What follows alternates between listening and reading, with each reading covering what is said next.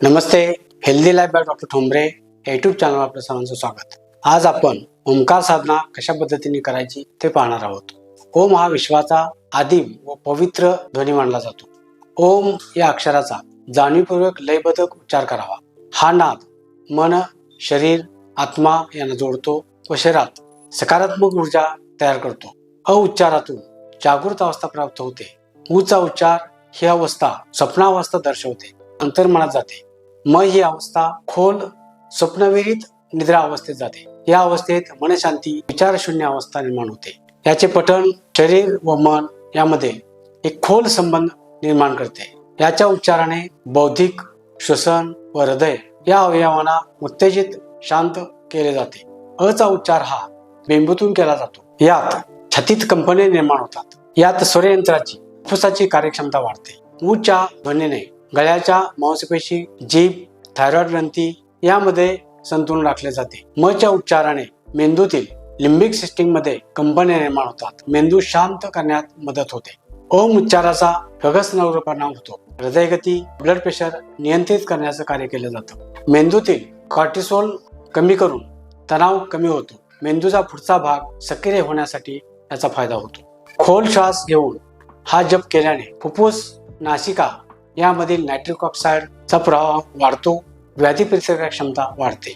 Hormone dopamine, serotonin, ऑक्सिटोसिनवर परिणाम झाल्याने mood बदलण्यासाठी मदत होते. नायट्रिक ऑक्साईडमुळे प्लेटलेटचे कार्य सुधारते व डिप्रेशन कमी होते. शरीरातील सूज कमी होण्यास मदत होते. डोक्याचा पुढचा भाग प्रीफ्रंटल कॉर्टेक्स यावर ऍक्शन झाल्यामुळे आपल्या शरीरामधील सेन्सिबिलिन नर्व सेल्स न्यूरो ट्रान्समिटर्सशी जोडल्या जातात. मेंदूतील ऑक्सिओहेमोग्लोबिन वाढवले जाते व डीऑक्सिओग्लोबिन कमी केले जाते. याचा उपयोग डोपामाइन वाढल्यामुळं रिवॉर्डसाठी होतो. ऑक्सिटोसिन वाढल्यामुळं अटॅचमेंटशी वर परिणाम होतो. सेरोटोनिन वाढल्यामुळे आपल्याला वेलबिंग होतं. ब्रेन ट्यून केला जातो. निगेटिव्ह एनर्जी काढून टाकली जाते. मेंदूतील इलेक्ट्रिक ऍक्टिव्हिटीज सक्रिय केल्या जातात. जीवन भयमुक्त होते. टेन्शन, एन्झायटी निघून जाते.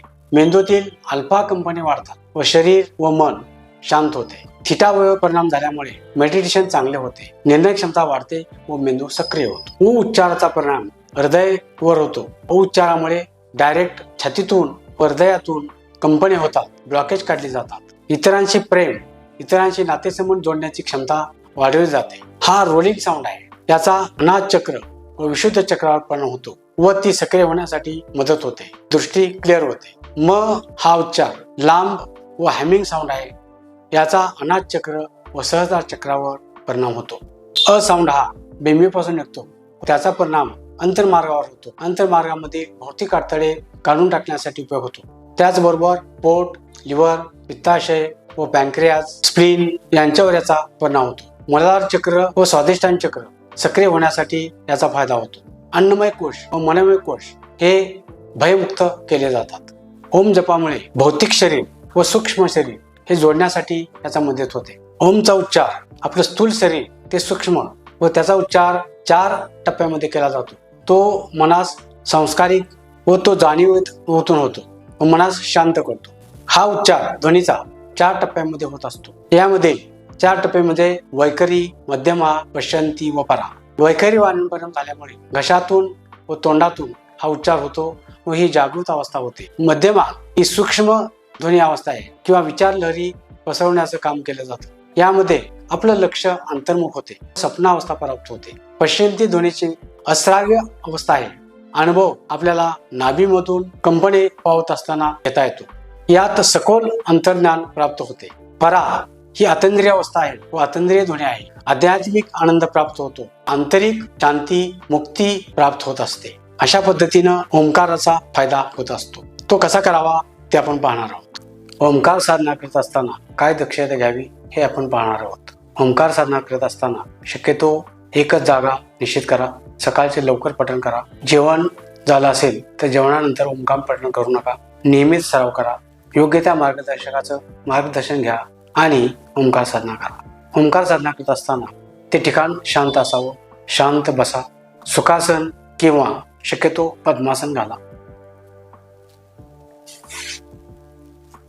पाठीचा मणका ताठ, खांदे सैल, दृष्टी समोर, सुरुवातीला नाकाने खोल श्वास आत घ्या आणि श्वास बाहेर सोडत असताना बेंबीमधून अ चा उच्चार करा. बेंबूतून आवाजाची कंपने आणि त्या आवाजांच्या कंपनाची अनुभूती घ्या. सावकाश उ चा उच्चार करा. उची कंपने ही छाती हृदयामधून जात आहेत व तो ध्वनी हा रोलिंग साऊंड होत आहे याकडे लक्ष द्या. लक्ष केंद्रित करा. सावकाश ओठ बंद करा. म चा उच्चार सावकाश करा. त्याची कंपने ही मेंदू, हाडाची कवटी, मेंदूमधील सर्व अवयव, कवटीमधील सर्व अवयव यांच्याकडे लक्ष केंद्रित करा. कोणताही ताण घेऊ नका.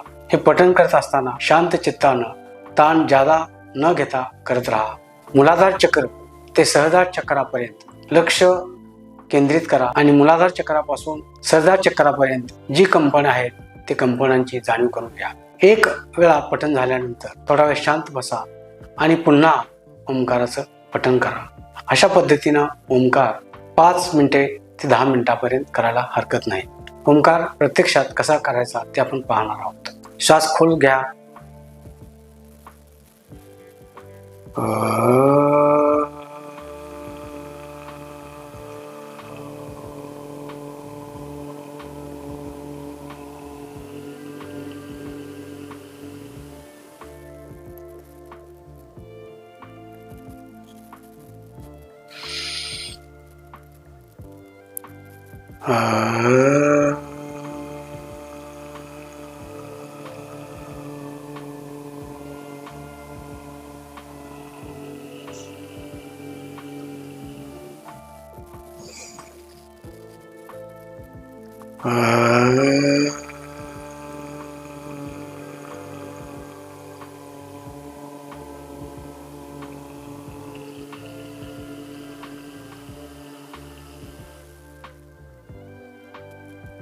अशा पद्धतीनं ओंकार ध्यान करा.